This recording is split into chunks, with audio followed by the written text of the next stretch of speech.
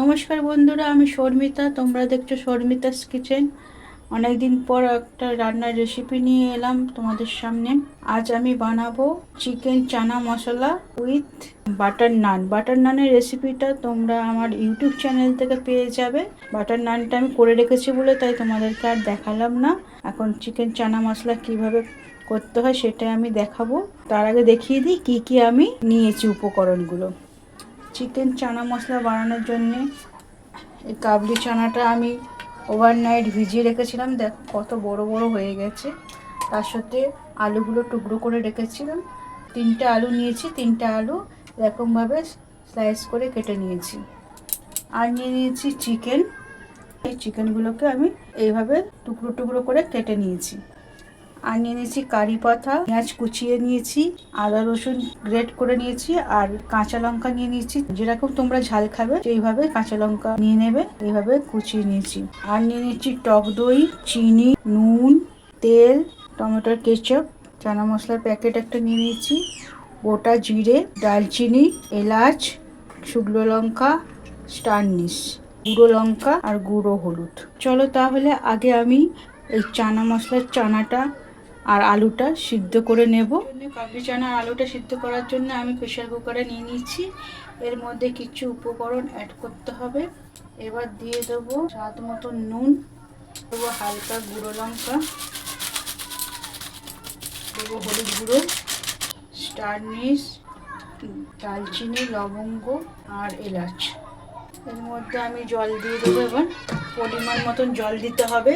খুব বেশি দিলে হবে না, খুব অল্প দিলেও হবে না।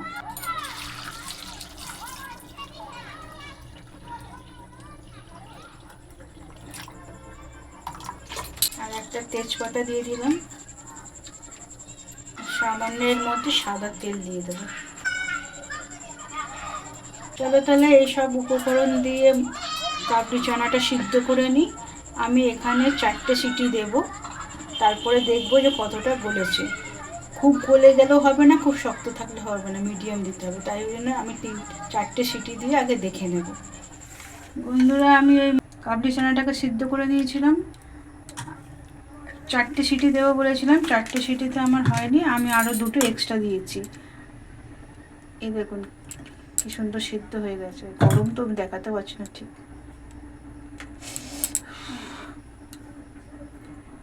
এবং কি সুন্দর সিদ্ধ হয়ে গেছে। আমার মনে হয় 4টে সিটি দেওয়ার পর আর যদি লাগে সেই হিসাবে করা ভালো, নাহলে পুরোটা গলে গেলে ভালো লাগবে না খেতে, আর শক্ত থাকলেও ভালো লাগবে না। চলো তাহলে আমি এবার গ্রেভিটা বানিয়ে নিই। আমি কড়াইয়ে তেল নিয়ে নিয়েছি। দেখুন আমি এখানে সর্ষের তেল ইউজ করছি। তোমরা পারলে সাদা তেল বা রিফাইন তেল যেটা ইউজ করতে পারো। তেল গরম হয়ে গেছে। এর মধ্যে দিয়ে দেবো আমি সাদা জিরে, দারচিনি, এলাচ, শুকনো লঙ্কা একটাই দিচ্ছি, কুচানো পেঁয়াজ, তার সাথে দিয়ে দেবো কারি পাতা। কারি পাতাটা আমি ফ্লেভারের জন্য দিচ্ছি।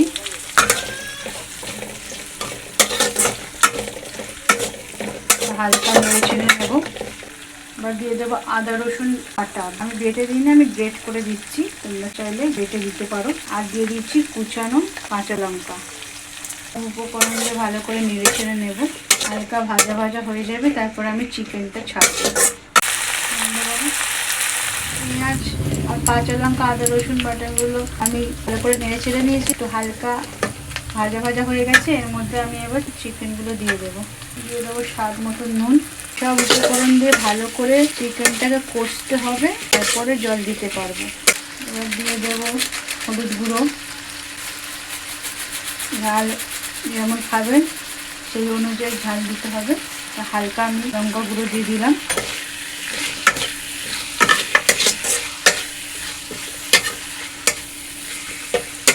এখানে তোমরা কাশ্মীরি লঙ্কা গুঁড়ো অ্যাড করতে পারো। চিকেনগুলো হালকা ভাজাও হয়ে গেছে আর সিদ্ধ হয়ে গেছে। এরকম আমি খুন্তি দিয়ে চাপছি, প্রেস করছি, তো এইগুলো ভালো সিদ্ধ হয়ে গেছে। এর মধ্যে দিয়ে দেবো টক দই। 1 চামচের মতন আমি টক দই অ্যাড করলাম। দিয়ে দেবো অল্প পরিমাণে চিনি। দিয়ে দেবো টমেটোর কেচাপ।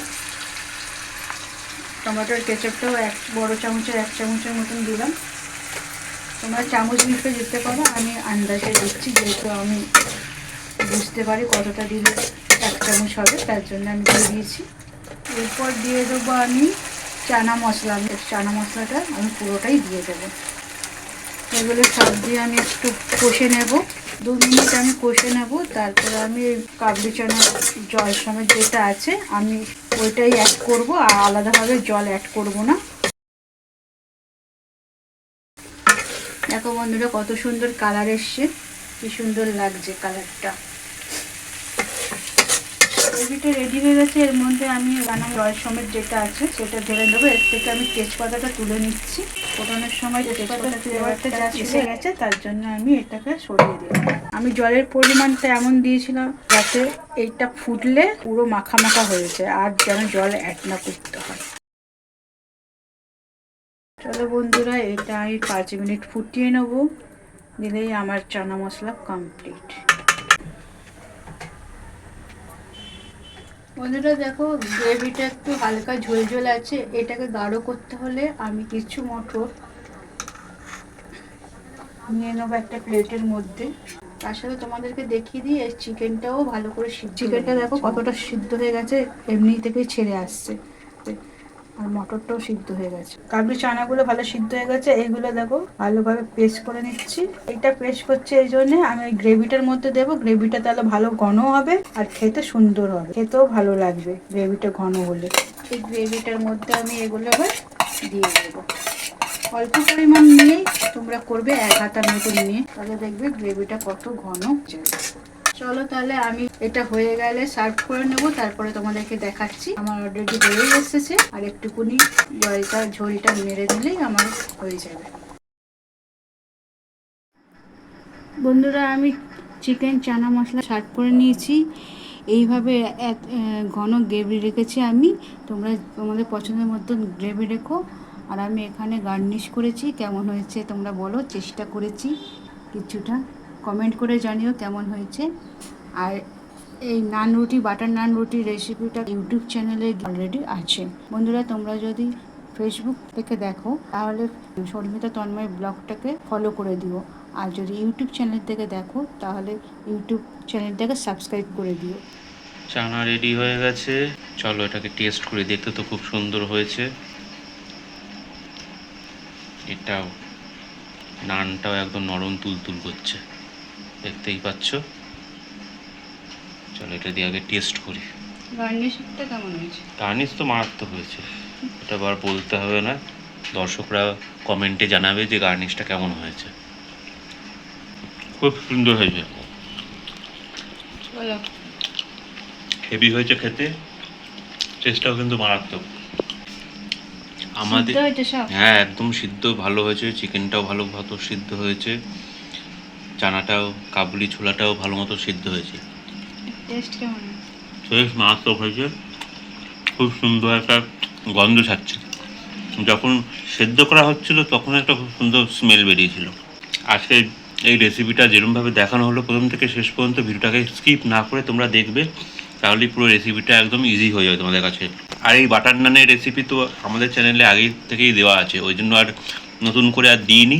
তাই তোমাদের যদি বাটার নানের রেসিপিটা তোমাদের প্রয়োজন পড়ে, এই বাটার নান বানানোর রেসিপিটা, তাহলে তোমরা আমাদের ইউটিউব চ্যানেলে ঢুকে, শর্মিতাস কিচেন চ্যানেলটার মধ্যে ঢুকে এই বাটার নানের রেসিপিটা তোমরা দেখে নিতে পারবে। ওখানে অলরেডি এই নানের রেসিপিটা দেওয়া আছে। আর তোমরা যদি ফেসবুক থেকে দেখো এই ভিডিওটা, তাহলে তোমরা শর্মিতা অ্যান্ড তন্ময় ভ্লগ চ্যানেলটাকে ফলো করে রেখো।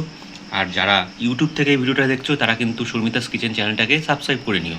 চলো তাহলে শেষ করি, খুব মারাত্মক হয়েছে, আর লোক সামলাতে পারছি না, রেস্টুরেন্টের মতন হয়েছে একদম রেস্টুরেন্ট ফেল।